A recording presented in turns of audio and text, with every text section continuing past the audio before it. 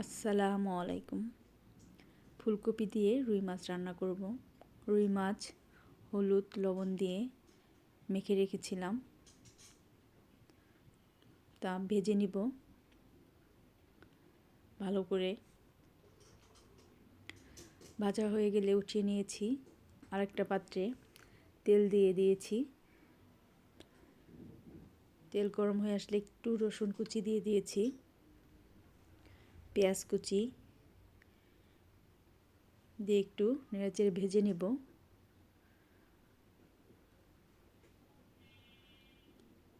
একটু পানি দিয়ে নিলাম যেন মশলাটা দিলে পুড়ে না যায়। হলুদের গুঁড়া, ধনিয়া গুঁড়া, মরিচের গুঁড়া, স্বাদ মতো লবণ, আদা রসুন বাটা দিয়ে মশলাটা ভালো করে কষিয়ে নেব। কষানো হয়ে গেলে কেটে রাখা ফুলকপি দিয়ে দিলাম।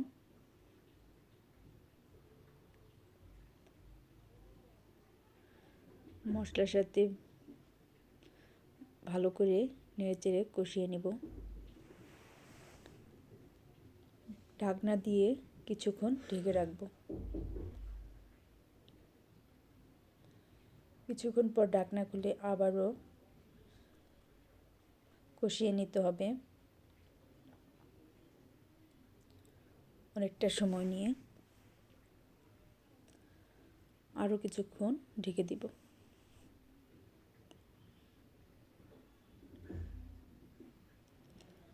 ঢাকনা খুলে আবারও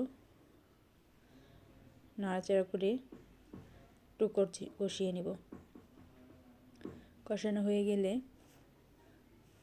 ঝোলের জন্য পানি দিয়ে দিলাম, দিয়ে ঢাকনা দিয়ে ঢেকে রাখলাম। ফুটে উঠে আসলে ভেজে রাখা মাছগুলো দিয়ে দিব।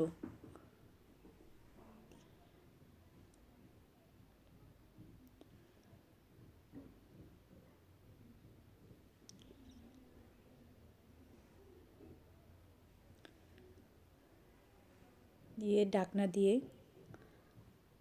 ঢেকে রাখবো।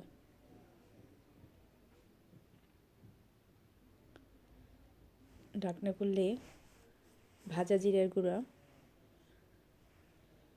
দিয়ে ভালো করে একটু নাড়াচাড়া করে নেব।